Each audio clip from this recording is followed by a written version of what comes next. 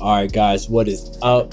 First off, I want to say thank you to the God that's kept me, my friends and family who have protected me, and most of all, the ones who have left me. Today is a beautiful Wednesday, May 7th at 2:37 p.m. And today we're going to be going through some of the photos that I took of one of my favorite clients, Miss Jordan Venning, her graduate school photos that I took for her at Thomas Jefferson Memorial up in DC. Right, so I've already done some light retouches on some of the photos. This is what the photo looked like before.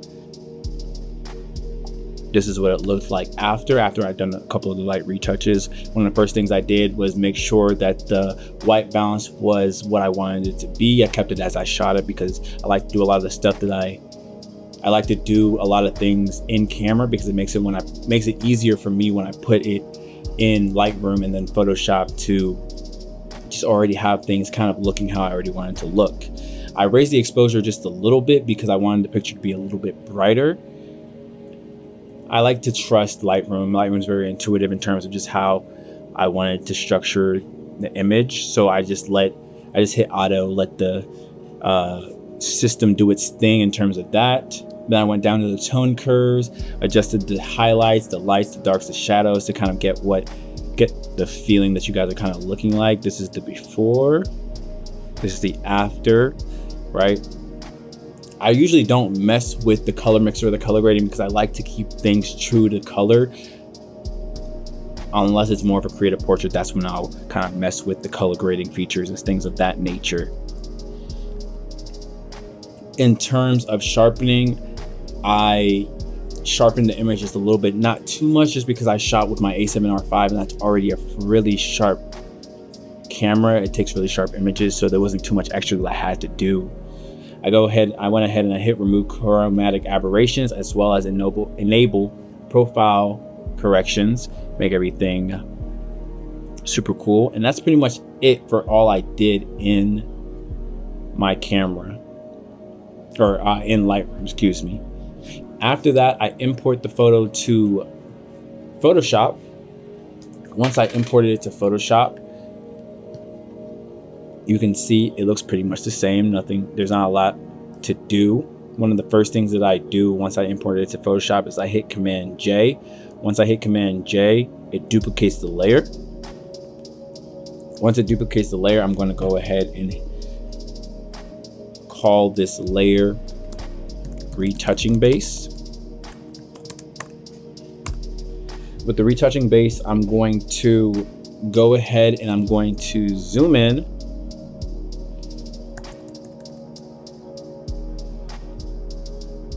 Actually, I lied to you guys. What I'm actually going to do is I'm going to name this cleaning, because that's exactly what I'm going to be doing, right? I'm going to go ahead and clean. And lucky for this model that I had, she didn't have too many facial imperfections in terms of acne, scars, things of that nature. So there's not too much for me to have to go and fix. What I'm going to do is I'm going to go ahead and hit the spot healing brush, because I really do trust Photoshop. It's come a long way, so it's pretty good at selecting the right things. The difference between the spot healing brush and the healing brush tool is the spot healing brush will automatically choose something that is close near it to sample from, whereas the healing brush tool, you have the ability to select on your own what you would like for it to take away. So I'm just gonna clip some of the flyaways away, get those done out of the way, and then I'm gonna go back to the spot healing brush, just because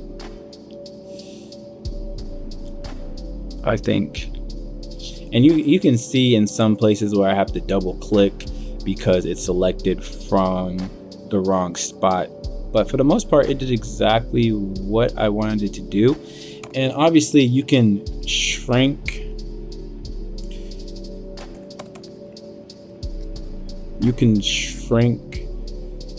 the brush to a smaller size to make it so it does exactly what you need to do.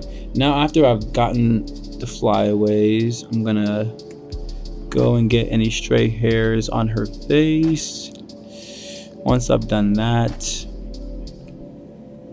move down to her lips. Move down to her lips. Move down to her chest. And then I'm going to go down to her hands and just get a few things. And these are things that in reality most people wouldn't notice anyway if I left them. But I like to do the highest level of work for each client, the best that I can. So if I notice it, whether or not somebody else is going to notice it, I still would like to go through and try and fix it. And I don't try and fix too much. The amount that you have to fix is pretty much up to you.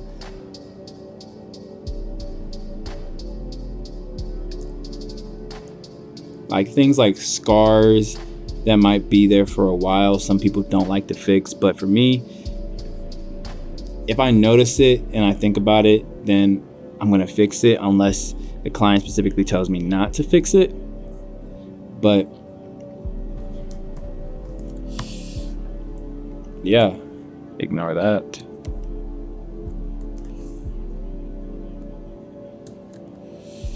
So before, after, you can't really see too many changes at the moment, but if I scroll in and you look at it,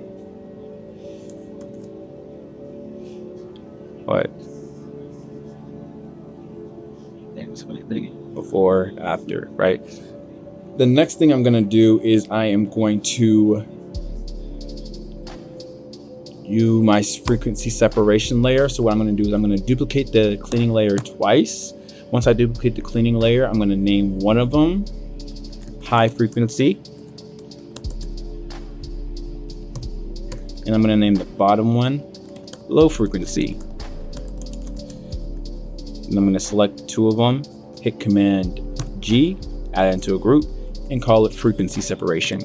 Naming your layers and putting them into specific folders makes it a lot easier for you to be able to do what you want to do and know where you're coming from. So then if you have to rewind, it's not like you have to rewind all the way from the top, right?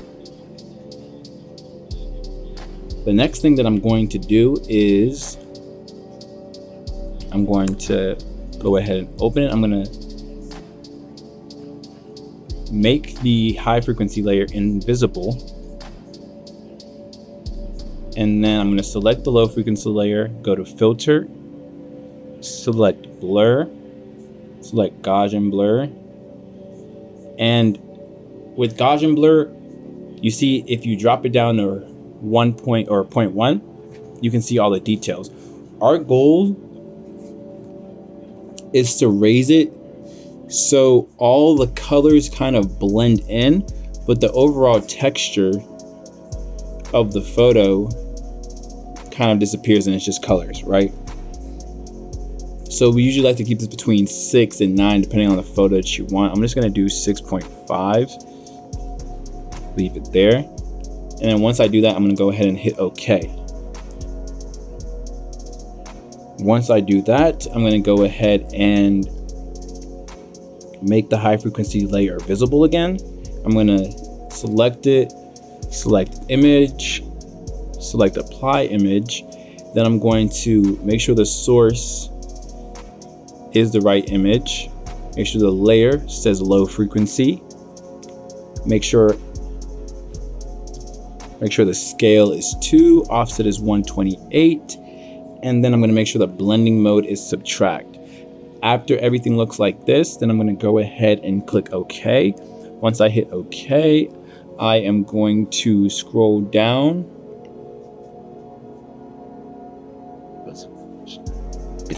to linear light. Once I get to the linear light, the image should look like this. Now you must be thinking, okay, Judah, the image looks exactly the same as when we started, right? What was the point of doing all of this? Once we do that, then we're gonna go into the low frequency layer. We're gonna hit the lasso tool. We're gonna scroll back into the face. And then we're gonna select various areas where the tone is slightly uneven.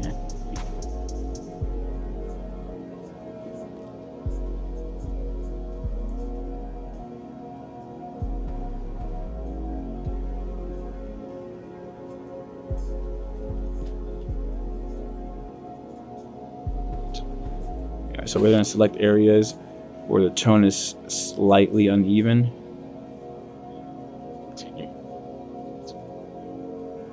Peace.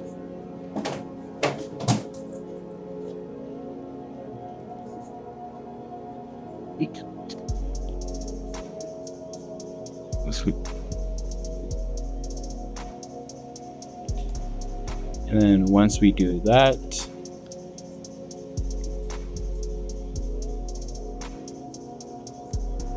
I'm going to go ahead and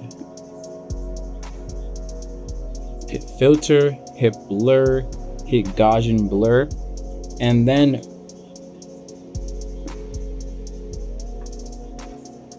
I'm going to actually raise the Gaussian blur up between 15 and 30 pixels. So let's do 25. All right. And then we hit enter. Then we can hit Command D, which is deselect. And you can already kind of see some of the changes when I go from layer being on to layer being off. Next thing I'm going to do is I'm going to go to the high frequency layer, select that. I'm going to go to the clone stamp tool, or actually I'm going to go with the healing brush tool, and I'm going to adjust the brush. I'm just going to select areas that have minor blemishes, and then I'm just going to clean them up just to maintain a natural skin texture overall, right? When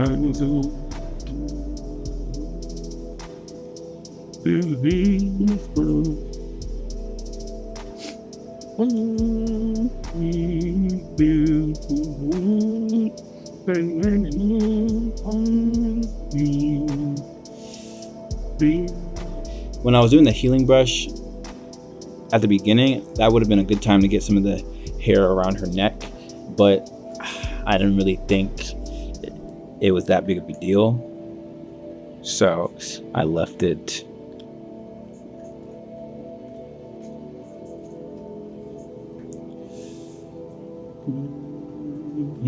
And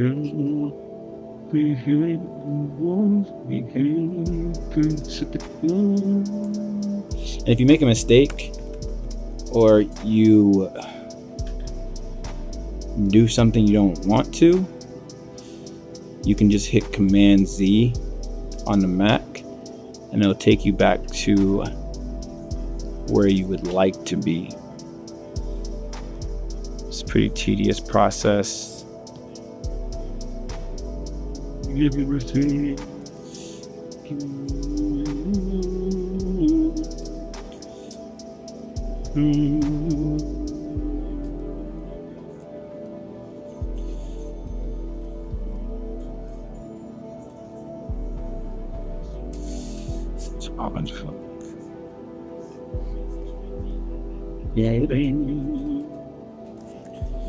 All right. And really, these are just small changes to fix things up a little bit.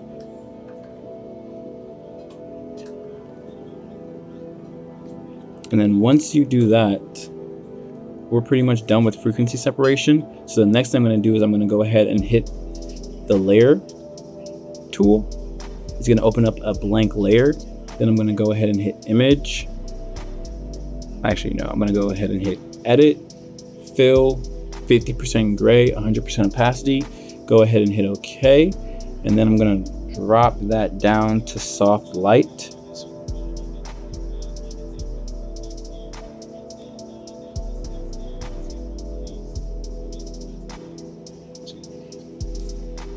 Once we do that, we're going to go ahead and hit the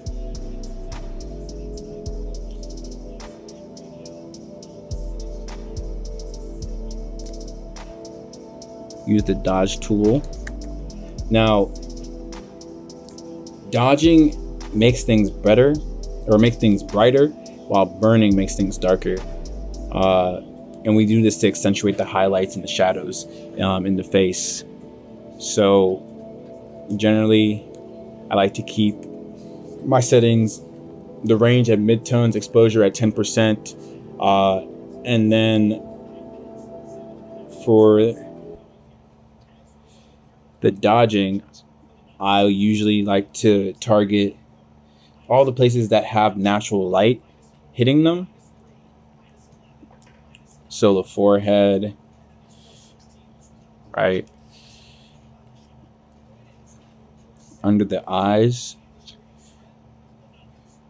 the cheekbones. Last second.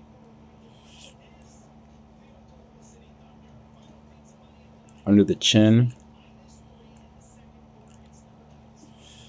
And obviously adjust the brush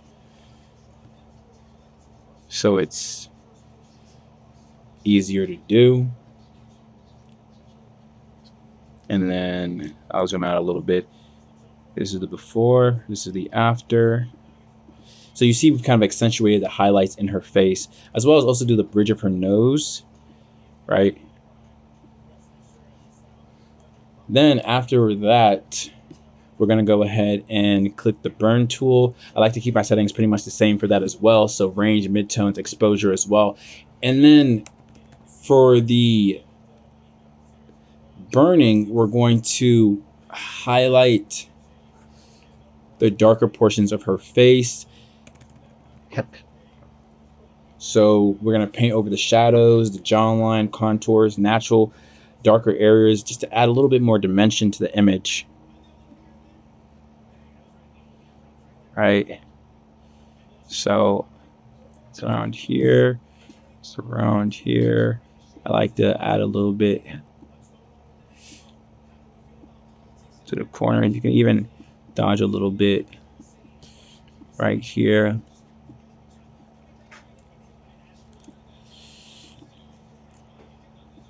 A neckline.